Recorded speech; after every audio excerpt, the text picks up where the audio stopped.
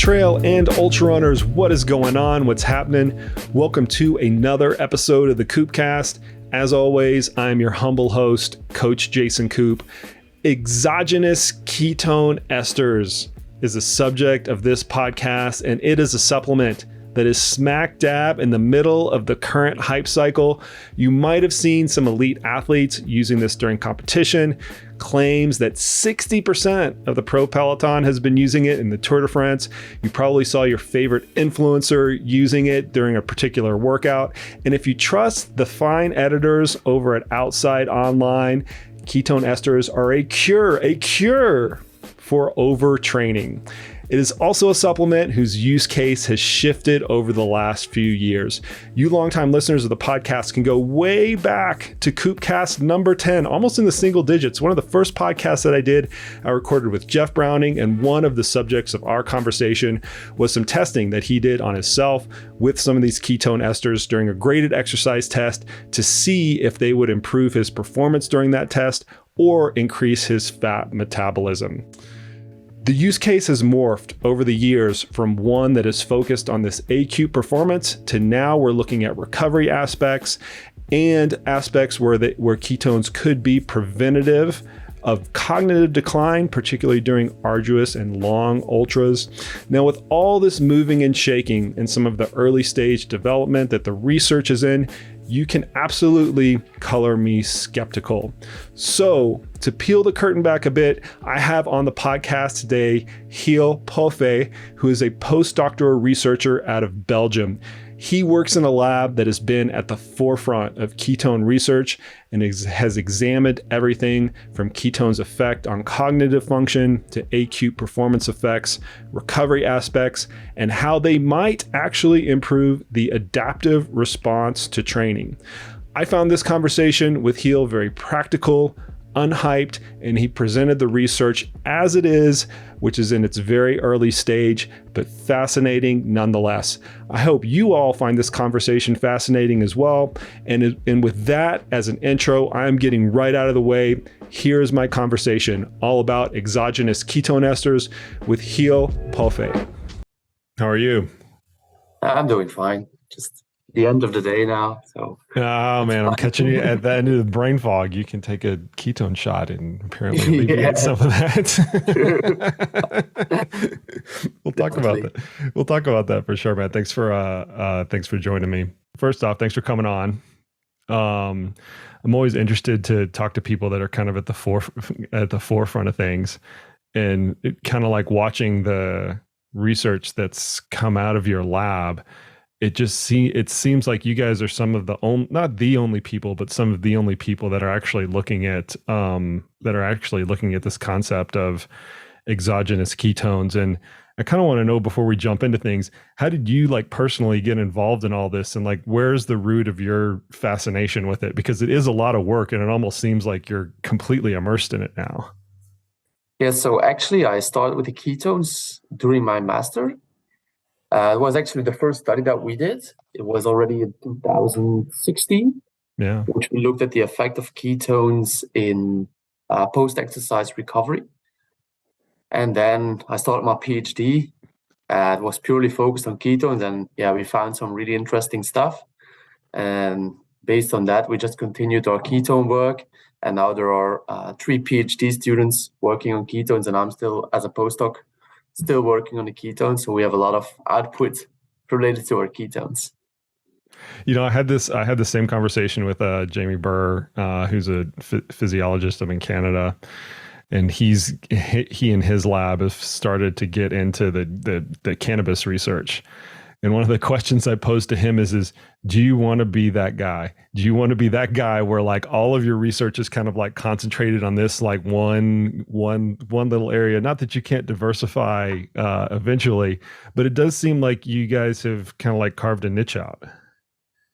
Yeah, we want to focus also on other aspects, and we try to do also studies just focusing on exercise per se, not looking at the ketones, but there are such interesting things coming out of the studies that we do, and that keeps us going. We just want to understand how do ketone works and how can we use ketones to improve performance. So that's just why we keep working on these ketones. Okay, so you know more than anybody else that the kind of the value proposition of this has changed, at least in the public's eyes, because when this first came onto my radar, right around 2017 or 2018, the use case for it was to use it in exercise as an ergogenic aid, much like we would use like carbohydrate supplementation or even something like sodium bicarbonate or something that was to be used acutely right before or during exercise in order to enhance performance during that one particular bout. But it seems like over the course of the past several years that this value proposition has kind of like shaded and shifted and kind of morphed into different things. Before we get into that, let's set the table on like what ketones are endogenously and exogenous ketones. And then maybe we can use that as a dovetail into why all of these different use cases have started to emerge over the past few years. So ketones, they are just simply energy substrates that are produced by our liver. And these substrates can be used by all different tissues, so by the brain, but also by skeletal muscle. And we can use them just to generate ATP, so to have energy. So it's like carbohydrates, proteins, or fats that are like the fourth energy substrate. And because they are an energy substrate, and there have been previous research showing that ketones might be more energetically efficient, that's why the initial idea was ketones will help athletes during performance. It was all driven by a seminal study from the University of Oxford, where they showed that when you ingest ketones during exercise, you have a performance improvement. But the problem with endogenous ketones is that they are only produced when you have low intake of carbohydrates, for instance, when you do a ketogenic diet or when you have a couple of days of fasting. But that usually is negative for performance, especially high intensity performance. So that's why they developed the exogenous ketones, where you can just drink the ketones while you still adhere to a high carbohydrate diet. And so that's why our research, we try to whether if we ingest the ketones together with carbohydrates, whether we can still improve performance. But there we found that there was no beneficial effect on performance. And even during real short, high-intensity exercise, there was even a negative effect of these ketones on exercise performance. And that's why we went to look at other aspects, because we heard from a lot of athletes that the ketones help during intensive training periods. And that's why we shifted our research to look at the recovery aspects. And that's where the most of the research is going into right now. And it's an interesting paradigm shift because once again, you have this like what I always call bioplausible mechanism of performance of being an ergogenic aid. You test that, you decide, and then through the research, it's determined that it's not only not beneficial, but in some cases it's detrimental. You then go back to the observational side, talking to athletes who are saying, hey, listen, this is helping us in some way. Can we figure out what way that actually is? And now you've landed on this, I don't even know how to describe it. It's not an ergogenic aid, or it's almost like a recovery tool at that point. Like a lot of people think of their recovery tools as their Theraguns and their Normatec boots and recovery shakes and things like that. Is what you're looking at now somewhat analogous to that? Yeah, definitely. So it's really like all the what we call the signaling effects of ketones. That's all what's emerging right now. So we and also others have shown that ketones, for instance, increase erythropoietin production. And that's something that goes way beyond the effect of ketones on energy metabolism. So these signaling effects, they look way more, they have a lot higher potential influences on performance. Right. So I think what you're trying to say is it not only impacts the body's ability to recovery, but it also can enhance the body's adaptive response to the training stimulus through certain mechanisms. True. So that's what we found in our overtraining study, that when you challenge your body, that their ketones will come into play and will help you to perform better or recover better. Because so far, the only beneficial effect that we saw of ketones was when we really challenge the body and when we cause disturbances, and then ketones will help you to return to normal. Okay, so we're going to talk about that study in a little bit, but just to set the table a little bit more, I'm holding in my hand for the people that are watching the YouTube version of this, a 25-gram shot of HVMN ketones that I bought with my own money. There's no sponsors on this podcast, as is always the case. But when we talk about the format and the dosing of the ketones that you're going to be referring to in your research, can you explain that a little bit? Because there's different companies and varieties and amounts that are out there. I want you to explain that to the audience a little bit. So when you just Google for ketones, there are so many supplements coming up. But actually, so far, most research focused on what we call the ketone esters. You have, in general, two different forms of ketones esters. So you have the one with the ketone monoester, which has commercialized by HVMN as well as by Ketonate. And these are the esters that we use in our research. And then there is also another ketone diester, and that's also really effective to raise your blood ketone levels. But there are also a lot of other products on the market that don't raise your ketone levels in the blood. So these are just a waste of money, and are really the ketone esters that will help you to get any benefits. I'm glad that you mentioned money, because one of the things that I'm sure that you're aware of is the cost of the intervention. And it ranges anywhere from about $25 to $100, depending upon the type of intervention. Can you kind of explain that landscape, and then maybe why is it so expensive? Yeah, it's probably so expensive because it has been patented, the ketone esters, and therefore there are only limited companies that can produce it, and that's why it's so expensive. While all the other products that are on the market that don't raise your ketone bodies, their price is much lower, but they're not effective. So that's why. It's another glaring issue with the supplement industry, just the fact that there is very little regulation and people can come in with supplements that have a little bit of, whatever the supplement might actually contain, but it's not in a biologically significant dose, or they're just outright lying of what's actually in there. So needless to say, this is a you get what you pay for type of supplement. Like, you have to be willing to pony up a certain amount, and we'll go through how much those interventions are when we start to talk about the research that you did and how we might actually translate it into the field. But it's one of those things where it's going to cost you. You're not going to be able to get away with a 50-cent intervention like we might think of a gel, right, or a block, or some sort of carbohydrate electrolyte drink, where those are 50 cents or $1 a serving or something like that. This is maybe even tenfold that. Mm-hmm. True. So therefore, it's also really important that you use it right. Yeah. Just don't spill any ketones. Correct. I remember there was this study going around the pro Peloton that they had a whole water bottle full of ketones that they were passing around one team, and somebody dropped it, and it was like, well, that's like an $8,000 mistake at that point. Anyway, that's neither here nor there. Okay, let's talk about the first paper that you already mentioned, which is an overtraining study.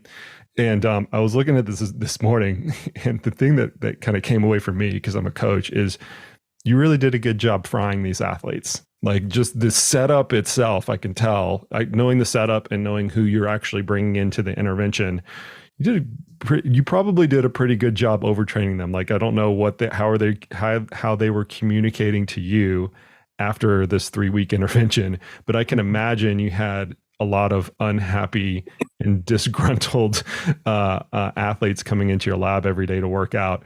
So why don't you set the table on what exactly you were examining and what the research protocol was for this particular study? So yeah, definitely the participants were really mad at me, especially in the final week. So the idea of the study was that we want to overreach the athletes, or were just healthy, fit individuals. So we had them perform exercise that goes beyond what they could tolerate. So they really had to go to exhaustion every single training session. And we decided to use like healthy, fit individuals rather than real athletes, as it's almost impossible to overreach a real athlete within only such a short time frame. So that's nobody's going to sign up for that. When I saw it, I'm like, it's hard to get athletes to sign up for a study where they know they're intentionally going to get fried at the end of it. Yeah, because it will cause a lot of disturbances that are not beneficial for them. So that's indeed, we had a lot of difficulties with getting these subjects in, but eventually we succeeded. And that's why when we start with the study, so we increased the training load and training intensity every week and really caused the overreaching during the last week of the study. And that's where all the positive effects of ketones came out. Because during the first 2 weeks, we only saw some small differences, but it was really in the third week that we observed large differences between the groups. So the subjects, they performed cycling almost 2 times a day, and they did 6 training days per week. And they were not used to perform much cycling. Most of them did like 2 to 3 hours a week, and we increased it to more than 10 hours. So they really got exhausted during the study. And then after each training session, we gave them ketones or a placebo, and also before sleep, because a lot of elite athletes that use the ketones, they mentioned to us that ketones help them sleep better during intensive training periods. And how much ketones were you administering both after the session and then before sleep? So both after each session as well as before sleep, we gave them 25 grams of the ketone ester. Which is the recommended dosing, depending, or it's about the recommended dosing depending upon what company you're going with. So I'm gonna take some liberty here, and I want the listeners to appreciate the intervention a little bit more. Some of this is just, once again, my bias as a coach. But you mentioned that you increased their volume. They were training 2 to 3 hours a week, and you're getting up to 10 hours. You increased their intensity from no intensity to some intensity. But it wasn't just that. You had them doing intensity on pretty much every single day. So one day was a rest day. Then you had them on the next day, you had them do a sprint interval day in the morning. And then in the evening, they did an endurance session. And the next day, you had them do some sort of like supra threshold intervals. Like, was it 5-minute intervals or something like that? Right. And then on the day after that, it was another sprint day. And the day after that, it was another supra threshold day. And then the day after that, you did a performance test. So it's a hard workout every single day for healthy, but not competitive or elite individuals. And so you're kind of compounding all of the training variables all at once, volume, intensity, and frequency, right? All at the same time to induce this just ridiculously overreached, overtrained, whatever vocabulary you want to use, state. And once again, I'm deliberately emphasizing this because I think there are kind of interpretations that we need to make amongst a competitive audience into how this type of overreaching and the implications of ketone use can actually go into the real world. You're kind of fictionalizing what somebody would do in order to get a little bit better sensitivity out of the results, essentially. So do you want to expand on the intervention a little bit more than that? Yeah, so the intervention is definitely not a recommended way of improving people because we really wanted to get them fully exhausted.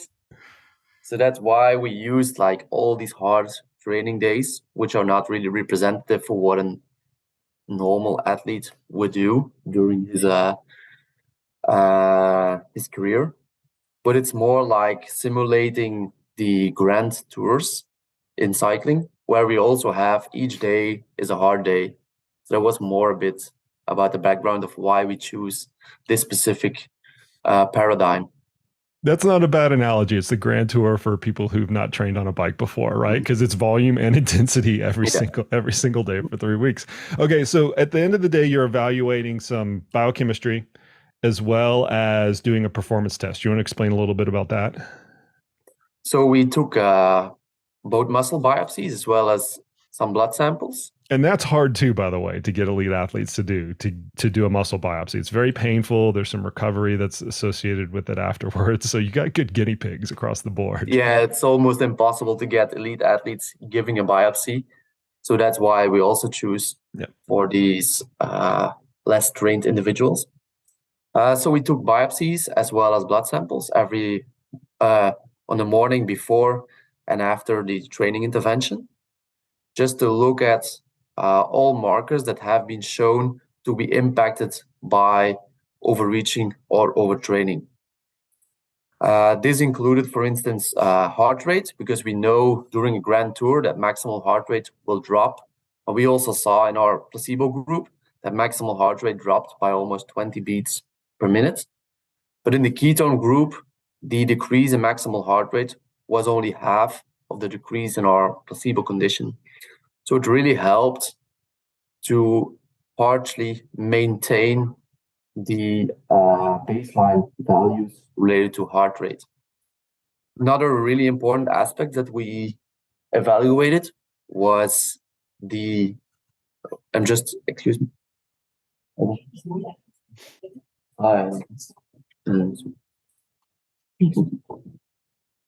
That's all good. I'll just edit that out. It's not a big deal. Okay. So another thing that we evaluated was their energy intake, because we know that really becomes problematic during an increase in intensity and training load, because people are just unable to match their energy intake with their energy output. And we also observed that in our control group. We found that although they increased their training intensity and training volume, they were unable to increase their energy intake. So they got to a state of energy imbalance. While in our ketone group, we saw that they proportionally increased their energy intake with their increased energy output. So that's really one of the beneficial effects of ketones that can help to explain the beneficial effects that we observed on a functional level. Because on a functional level, we observed that especially during the last week, the ketone group was able to tolerate a 15% higher training load compared to our placebo group. Okay, so there are a number of different really interesting aspects that you just mentioned. First one is the energy intake difference between your placebo group and the ketone group, and this is something that we've seen in a few other studies as well. I kind of want to table that for just 1 second and come back to this aspect that you're only seeing the differences in the third week, right? So you've got this really heavy and hard training intervention that you're, just ridiculously overreaching this kind of normal group. You're kind of tripling or even 5xing their volume. You're incorporating intensity. You're doing so on every day. They're doing double days. They're doing a performance test. There's very, very little rest. It's, as you mentioned, it's completely unrealistic to do this with an athlete if you're doing a training block or even in the tour, right? The difference in output would not be that dramatic between their day-to-day training and this type of intervention. Yet you're seeing the kind of the beneficial effects of the ketones not until the third week. What can you speculate as to why that is actually the case? Like, why does it take a couple of weeks of that load to actually see some effects flow through? Based on novel data we have right now, we believe that just the body needs to be disturbed to a certain amount to see a beneficial effect. So it's not really that it needs 3 weeks, but you just need to disturb the body to a certain extent before you get these benefits. So it's not really the 3 weeks, but really the extent of the disturbance that you induce. But also, like, the energy intake could explain part of the results that we observed, but like other physiological dysregulations, like the decrease in maximal heart rate, these already started to develop already to a certain extent during the first 2 weeks. So it's not purely that energy intake can explain all the difference. So, okay, we're going to come back to the energy intake piece, but let me kind of colloquialize what you were saying initially, right? Where you need a certain level of disturbance in order to see the effects of ketones.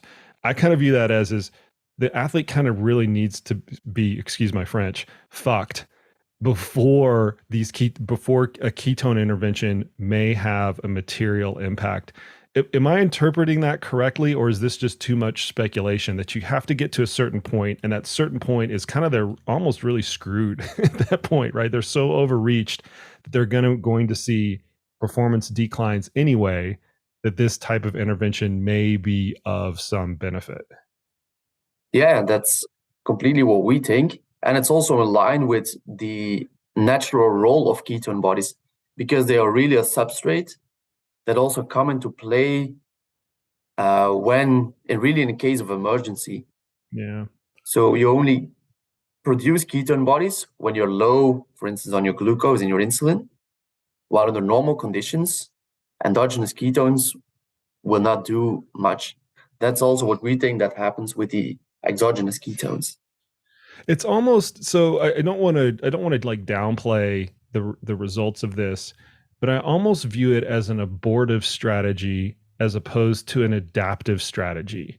And what I mean by that is let's say if we have an athlete in kind of the real world, and they go through a period of training intensification, irrespective of how that training intensification happens. They can go to a training camp, they can do a stage race, they can do kind of any number of different things that maybe you're not on the level, at least proportionally, of what you did.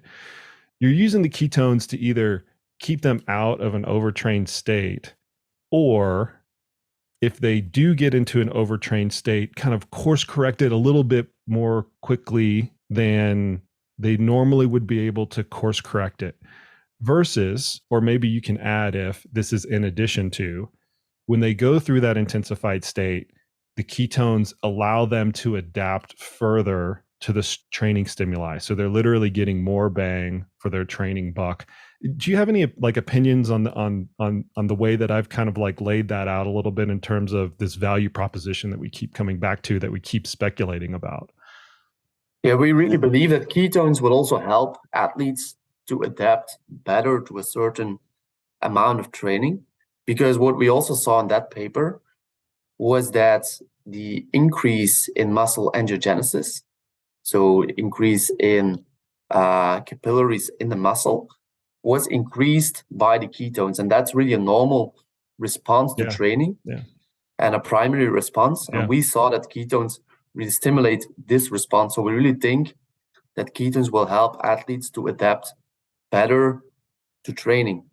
We are now performing another study in which the training load is way more representative of what a real athlete will do.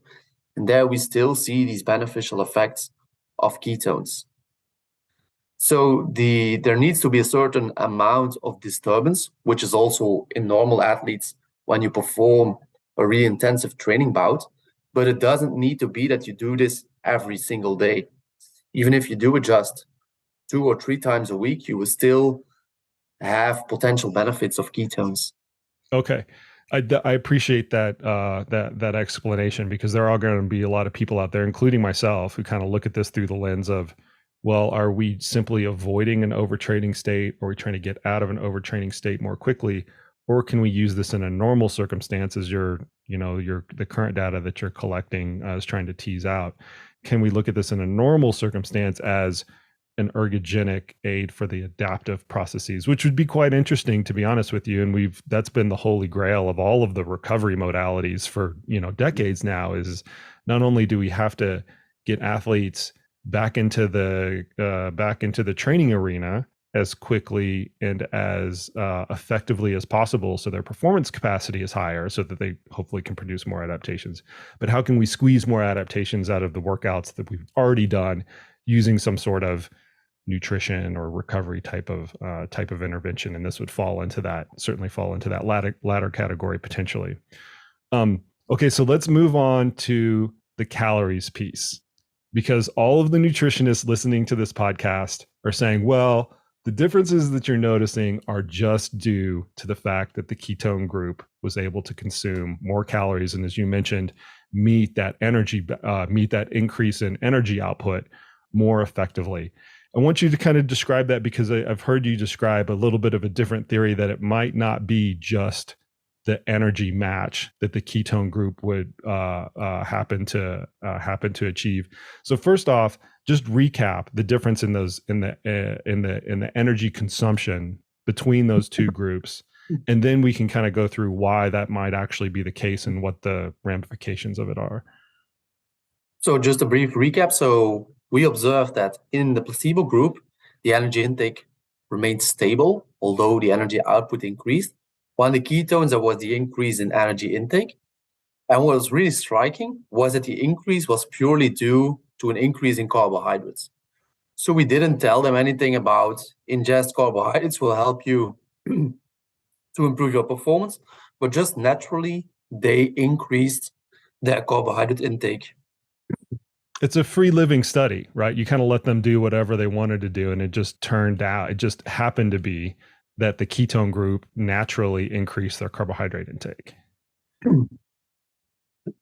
Yeah, because the only thing that we standardized was that we gave them a protein carbohydrate recovery drink after each training session. And before the experimental sessions, we also gave them a standardized breakfast and dinner. But besides that, they were free to ingest whatever they want. And we just tracked their dietary intake by, they just had to note down at what time did they eat what and how much. And so it was really surprising to us that these ketones increased their carbohydrates. And we know from previous research that when you match your energy intake with your energy output, you will improve your performance compared to when you are in an energy imbalance. So definitely these changes in energy intake and primarily carbohydrate intake can definitely explain the improved performance with our ketone group. But as I mentioned earlier, we already saw that some physiological dysregulations were counteracted by these ketones earlier. So before these differences in energy intake or carbohydrate intake emerged. So that's why we believe that not all our differences are due to these differences in energy intake. And that's also supported by a more recent study, which is still unpublished, where we find that ingesting ketones during a normal training period, when there are no disturbances in energy intake, we still find beneficial effects of ketones. And a little bit of this goes back to the Tour de France analogy, right? I mean, a lot of the tour riders were taking this and they just noticed that they had better appetites during the day and also during their evening meals. And that's also really interesting because previous research has shown that when you acutely ingest ketones, you have a suppressive effect on appetite. Yeah. You will eat less, while during these overload training period, you see the other way around. So that's really fascinating about the ketones. Here's my theory on this. I'm sure you've heard this before. They just don't taste very good. So you take something and it tastes like gasoline. You don't want to take anything else right then and there. But then after your body is kind of like eliminated that taste from your mouth, then the biology can kind of kick in whatever else is going on. Yeah, that's true. Fair criticism. Come on, fair criticism. It's not that appealing it's not that like palate appealing, I guess is what I'm saying. Yeah, there is still, I agree that the taste is awful. So it's definitely possible that causes the appetite suppressive effect. But it's also, we detected in the hormones as well, that they are changing really the appetite hormones, the ketones. Okay. So let's try to encapsulate this study as well as the study that you're referencing that hasn't been published yet, but it seems like you guys are either at the tail end or you're kind of like wrapping up the analysis and kind of writing it. You can kind of merge the findings together and synthesize them. If we're translating this to a normal training situation with a regular athlete or a competitive athlete that's either doing an intensified training block or just merely increasing their volume, if they decide to undertake a ketone intervention and do it in the way that you described in the study where they're taking it after a workout and then at bed, is there any sort of reasonable benefit that they're going to see from that? And can we try to encapsulate that in how much can they improve? Or are they going to feel better during the recovery process? I mean, what does this mean in the real world? So how I would advise to use the ketones during training is just to use them during intensive training periods and take 25 grams immediately after exercise and before sleep. But it will really depend on each individual what they will notice about the benefits. A lot of athletes, they mention that they notice improved sleep, which is like the most common thing that we hear from athletes that they experience after the ketones. But others also found the aspects related to muscle recovery and cognitive benefits. And that's also what we found in the ultra-running study. We're going to talk about it in a second, but that's going to be, if you do it over, let's just say a week, a $200 to $300 intervention, right? Yeah, true. Which is not unreasonable for a runner. I mean, we're buying $300 shoes now, so I kind of like look at these things and go, well, that's par for the course from a price point perspective. But also for the sleep aspects, we have now a study that is in revision, where we found that taking ketone just one single day after a high intensity exercise training in the evening will improve your sleep. So also acutely, we can still get benefits from ketones. And what's the mechanism behind that? Because once again, we've heard that from athletes. It just helps me sleep better. We've heard it, reports in the field and, kind of with our own athletes that we work with. What's the mechanism behind that in theory? There is still some uncertainty about that, but one mechanism might be that ketones, that they drive the energy metabolism in your brain. So they are used as an energy source by the brain. But another aspect that we are seeing right now is that ketones can increase your dopamine levels in the blood, but we never mentioned in the brain, measured it in the brain. But if ketones can also increase dopamine in the brain, this can also beneficially impact the sleep. So that's a potential mechanism, but we haven't tested it yet. Well, and everybody is acutely aware of sleep as an ergogenic aid, and any way that you can help improve sleep, especially when you can do it over the long term, if it's sustainable and kind of chronic. So I think that that's going to be another interesting area that people are going to start to focus on this on, much like they do a lot of sleep supplements right now, whether it's melatonin or a lot of the herbal or natural supplements that are out there that help enhance sleep, or even the devices that are out there, the cooling pads and and things like that, or even the behavioral cues, right? Breathing, meditation, and stuff like that. Okay, we're going to move on. Yeah, it should be stressed that we don't want to say that ketones are just a sleep drug. Yeah. We just found that ketones help when you disturb the sleep. We did it by exercise. So we don't know whether it will also help just in the normal circumstances.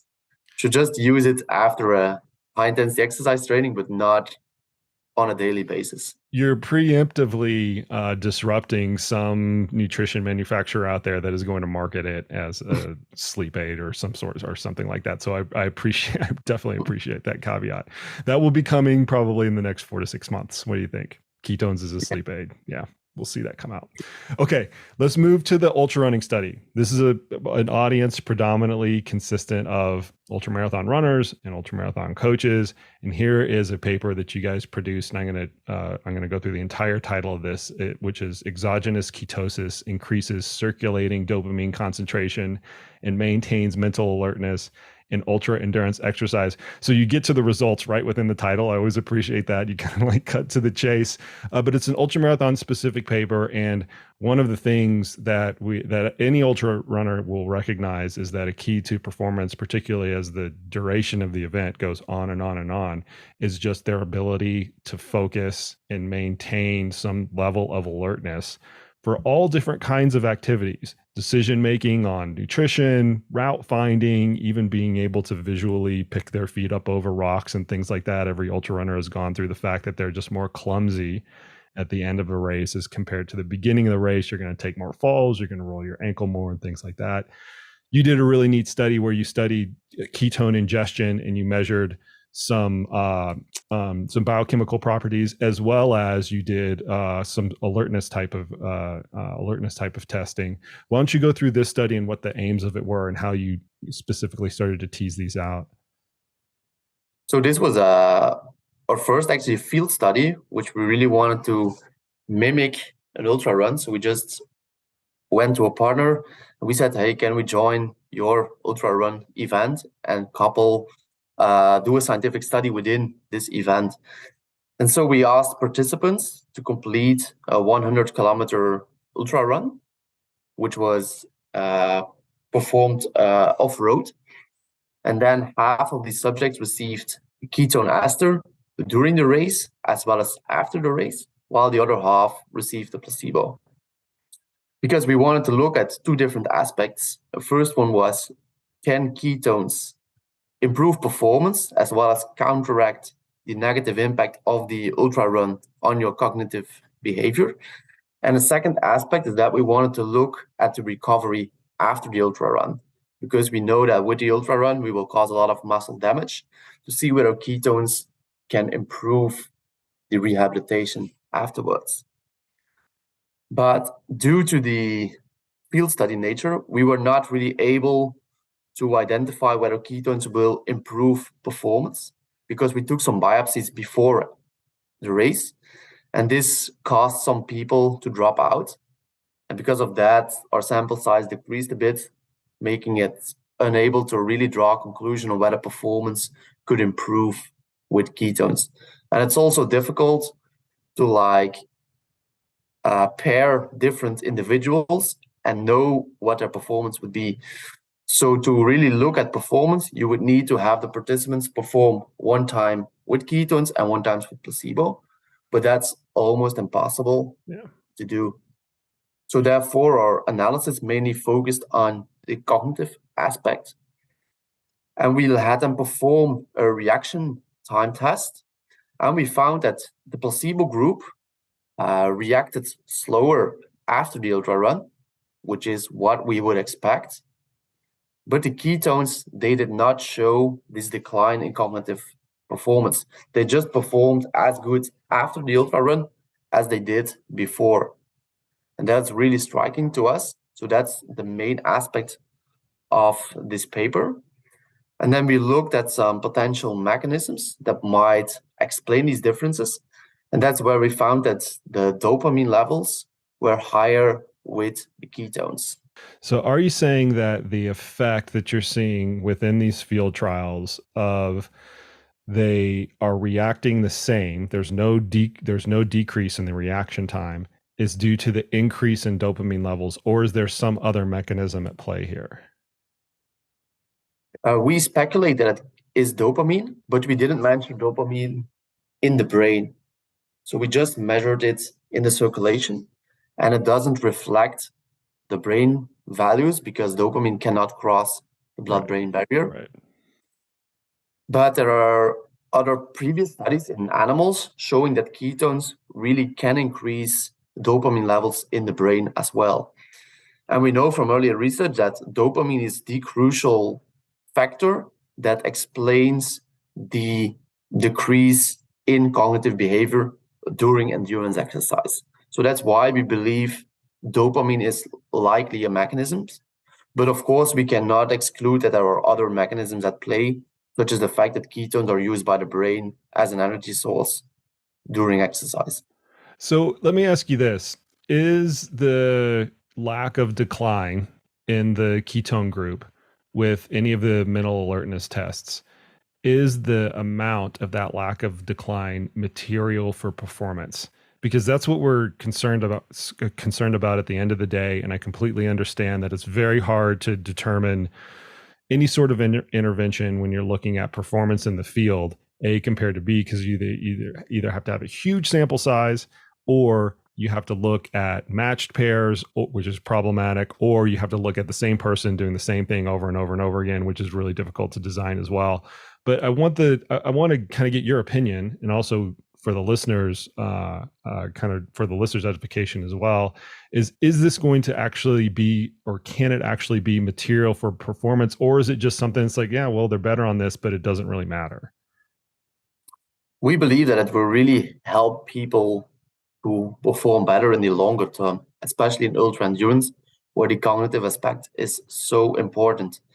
Because this was just a single day race, which they 100 kilometers, but there are much more extreme ultra run races, and there it will have really a significant impact on your performance. Well, I can tell you, having done a lot of those, done the Tour de Giants, which is a 330-kilometer race in Italy that you're nodding, you're probably familiar with, as well as Cocodona. I was out there last weekend, which is a 250-mile race in Arizona here in the States. Cognitive performance definitely declines the longer the race actually gets, and the more sleep deprivation and things like that you're going through. And it actually is a big performance consideration, because not only is there an effect on the way that you're perceiving your exertion, which is a big part of performance as well? There are also just real-time decisions and reactions that you're making out in the field, whether it's negotiating difficult terrain or trying to stay on pace or trying to stay on your effort level, or even your nutrition plan and things like that. So much so that as a coach, we're trying to counsel we're trying to come up with training interventions to help athletes overcome this specific cognitive decline. And we don't have very good ones, to be frank with you. We're just kind of like guessing at, does sleep deprivation training actually work? Does this type of training work, or does this other type of training work? So we'd be keenly interested in something that has an actual cognitive benefit that is simple to take, that can be proven to be effective, because it will, if in fact it does actually affect cognitive performance, I would say it's highly likely to affect the actual performance as well, particularly when the duration gets longer and longer. Yeah, and also when it gets more challenging, because in our case, it was not, the run itself was not as challenging, because they had to do 5 loops of 20 kilometers. The direction was clearly indicated, so they didn't have to figure out where do I have to go. So I think really in more challenging environments, the ketones will help endurance athletes, ultra endurance athletes. I mean, it's almost parallel to the overtraining study, right? You have to get to a certain level before, or at least theoretically, you have to get to a certain level of distress or cognitive decline, right, before the effect is really marked enough to make a difference. I don't think that that's a reasonable, I don't think that that's an unreasonable way to look at the intervention. Yeah, that's true, because also earlier studies showed that ketones don't improve your cognition in normal circumstances. It's just when you challenge your cognitive function, then we will see an improvement. So there was one earlier study showing that after high intensity exercise, their ketones counteract the decline in cognitive function. And also in older adults, we also found that there were improvements with ketones. But it's more like ketones can indeed inhibit the decline in cognitive function rather than improving cognition per se. I mean, it's almost going back to the original ketosis research at that point, right? Where you see severe declines in function, and you put people on a ketogenic diet, and they have some level of improvement, whether it's a physical level improvement or a cognitive level of improvement. It's really analogous to that if you go back 20 or 30 years ago to some of that original research. Mm-hmm. Yeah, okay. I agree on that. Okay, so we've gone through a few recent studies, and you've mentioned some tangential research, right? That's kind of that is emerging. Suffice it to say that this is still nascent, right? This is still like early stage. And I really want to get your opinion as somebody who has kind of been in the weeds, but then you've also seen more of the public perception of these types of interventions change over time. Where are we in this whole state of understanding? I mentioned from the onset of this podcast that the value proposition is kind of changed, and my skeptical antennas go up whenever that's the case. Whenever we think it's something and there's like, no, it's not that, but we're going to try to, tease out some sort of improvement or some sort of meaning from it in this case. And maybe it's not that case, but maybe it's this case over here. I wonder if you can give the listeners a little bit more of a lay of the land, because this is going to continue to evolve, and it's going to continue to pop up in more of the lay literatures and the magazines and online articles, and even in the influencer market space as well. Can you give the listeners a little bit of an appreciation for where you think we're at, and maybe where that's going to go in the next several years? So it's true that indeed it changed a lot. So in the beginning, it was purely take ketones, doing exercise, you will improve your performance. But then a lot of studies showed that it does not. And then not only we, but also others shifted really to these effects as a recovery aid. And that's where we found a lot of beneficial effects. So it's not only on sleep, it's also like on energy intake, on physiological dysregulations. And that's also where the research is now going to. And also what is not really started yet is the clinical implications of this research. Because we know that ketogenic diets will help in certain diseases, like in children with epilepsy, ketogenic diet has been used, but like the ketone esters, they have not already been used a lot in clinical conditions. And that's where I believe that the research will go into.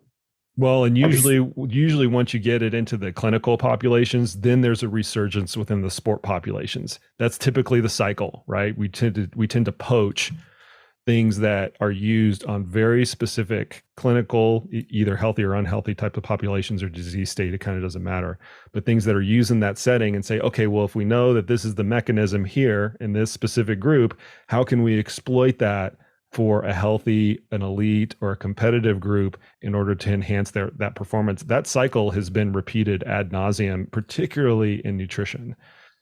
Mm-hmm. And besides the effects that we observe, we're also looking at other conditions like in hypoxic conditions. So at high altitude, there are also a lot of remarkable effects of ketones.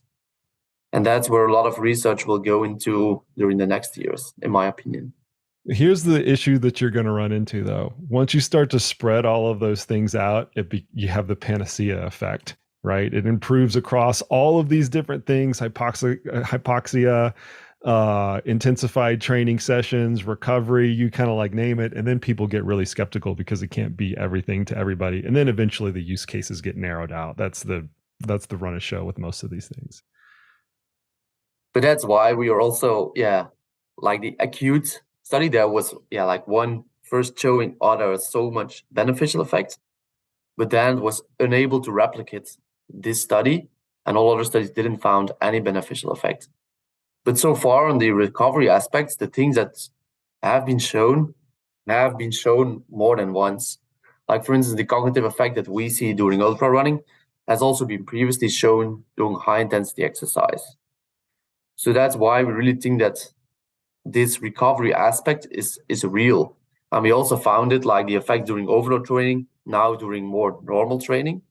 So these effects are real, or at least our opinion so far. So will you come back on the podcast when that study comes out and it's more practical, and then we can kind of drill it down? Is it with cyclists or with runners? Cyclists. Cyclists, yeah. It's just easier in the lab to have more cyclists. 100%. Yeah. Okay. Last piece, man. I've found that you've been very pragmatic about this, and I really appreciate your perspective. It would be easy to, be completely overblowing some of the results from this, especially since it's relatively early stage. So I appreciate that a lot. I want to give you the floor a little bit because of the hype cycle that has been out there with these. And you're very well aware of this. Those of you that are watching the YouTube videos is a strong nod from Chiel right now. He's very much aware of some of this. And it ranges anything from ketones are a cure, and I'm emphasizing that word particularly. It's a cure for overtraining. Not it's going to help you not be overtrained. It's a cure. It's a cure for it. To 60% of the pro peloton was using it in the Tour de France. It's an $8,000 water bottle, like I mentioned earlier. I want to ask you to take your science hat off, because scientists tend to try to stay in their lane, and just put your everyday athlete hat on. What's real and what's not out there? And what's more material to the athletes that are just training to finish the Western States 100 or to, finish their next Grand Fondo or something like that? What does this mean from a practical perspective? And can you kind of help everybody out there cut through a little bit of the hype and a little bit of the clutter to some of the practical use cases? So like you mentioned, ketones will definitely not cure overtraining. It will just help people to adapt better to exercise. But in this aspect, it's also crucial for an athlete to really consider, is it worth to me, and have already done all the other aspects that can help me to improve performance. So I really think that ketones should be like a final addition to help an athlete. So first you need to just have your general sports nutrition and your training being appropriate. So just ingest your carbohydrates and then just use these ketones. And when you really want to use these ketones, they will just help you a little bit, but they will not change your performance completely. So the amount of performance increase will not be dramatic. but it will definitely help you during intensive training periods or during an ultra marathon. That's where the ketones can help you if you use them right. So don't use them during exercise, but just after exercise to recover better.